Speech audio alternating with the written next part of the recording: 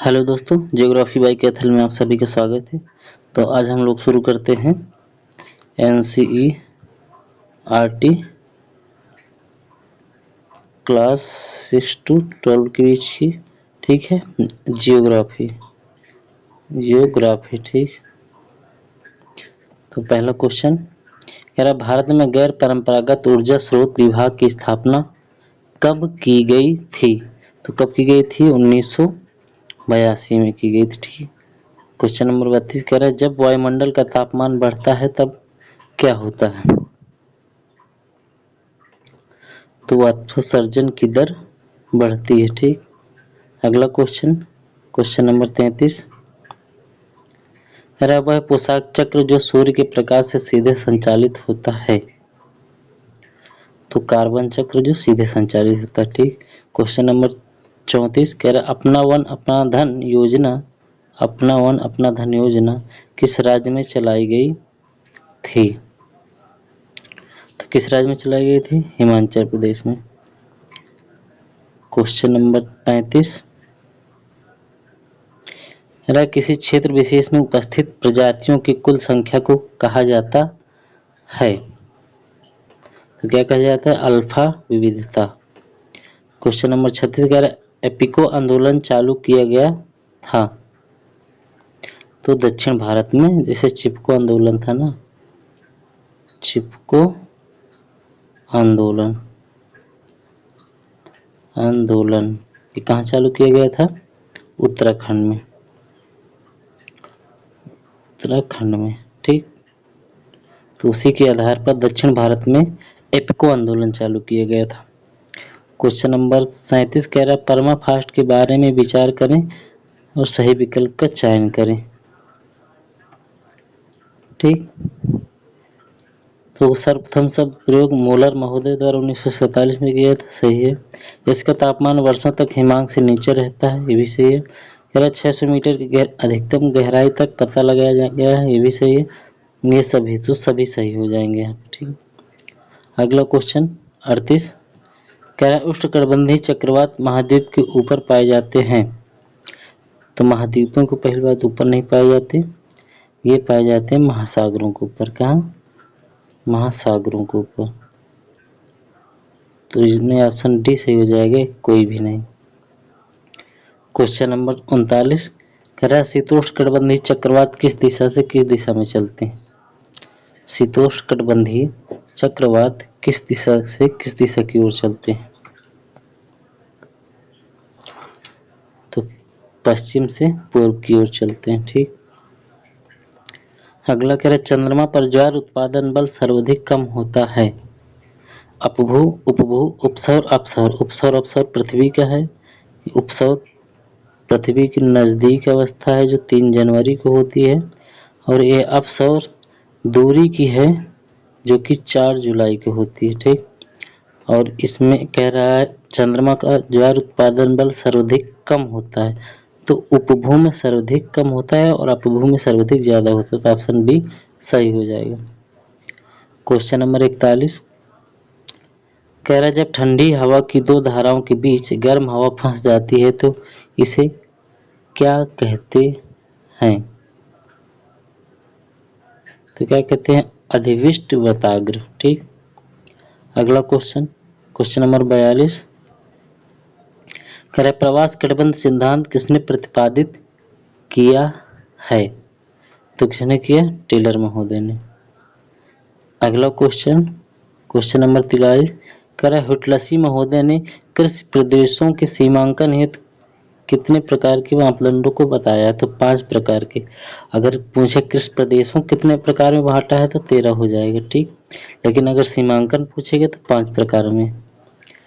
Question number 44 sir Herbert रिसले महोदय ने भारतीय जनसंख्या में पाई जाने वाली समस्त मानव प्रजातियों को कितने भागों में बांटा है?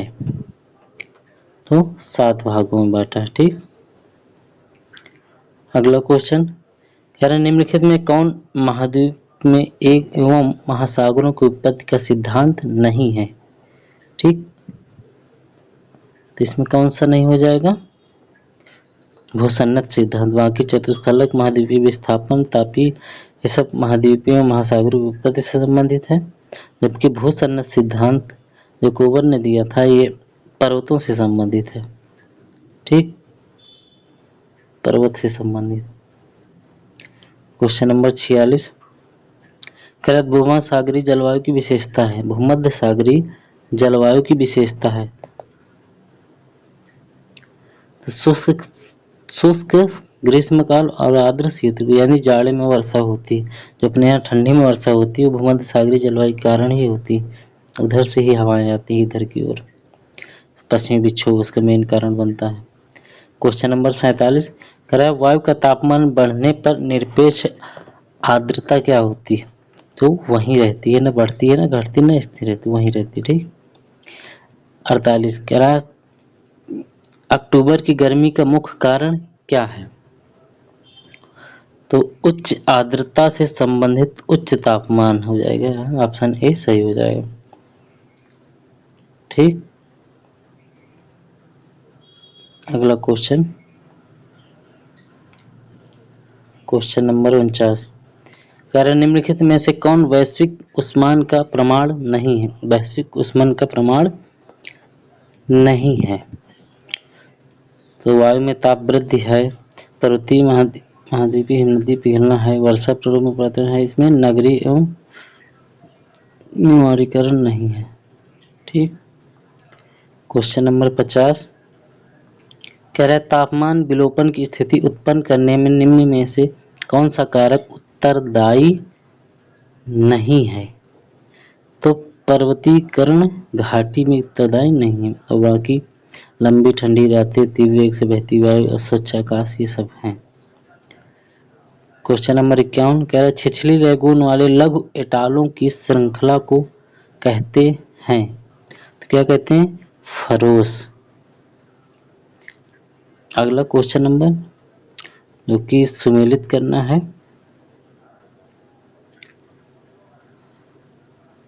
ठीक, इसको 52 नंबर है, सुमेलित करना है। तो अगुलहार धारा दक्षिणी हिंद महासागर में चलती है, सही। हम्बोल्ट दक्षिण प्रशांत महासागर में चलती है। किरोसियो जो धारा है उत्तरी प्रशांत महासागर में चलती है और बेंगुला दक्षिण अंड महासागर में चलती है। तो पहला इसमें सही हो जाएगा। क्वेश्चन नंबर 53, अभिकथन है, सहारा रेगिस्तान में शुष्क जलवायु है।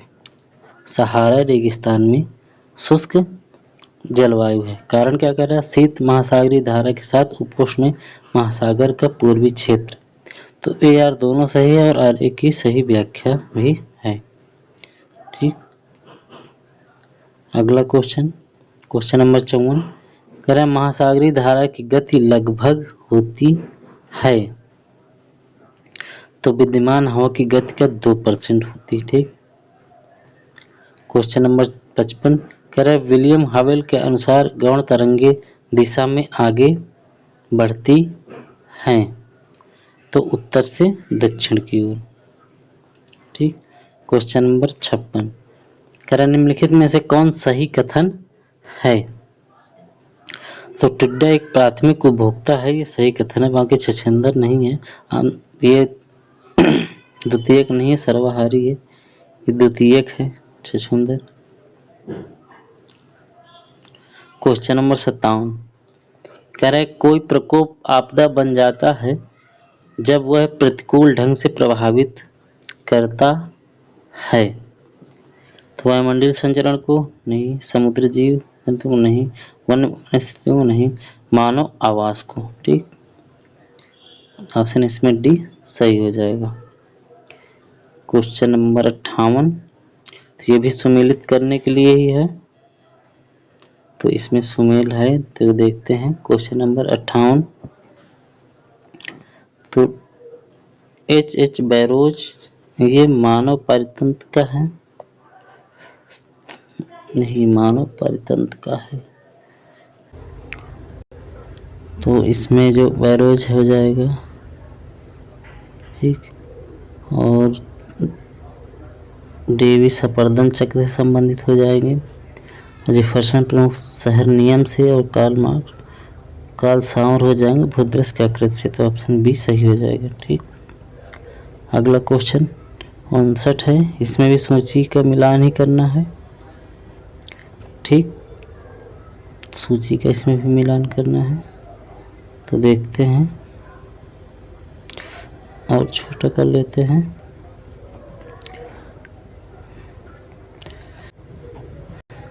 तो आर्कुंडे किसकी है? कार्ल रिटर की। कास्मास हमबोल्ट की है। एंथ्रोपोजियोग्राफी रिट्जल की है। भूगोल के विधि तंत्र हेटनर की है। ठीक, अगला क्वेश्चन नंबर 60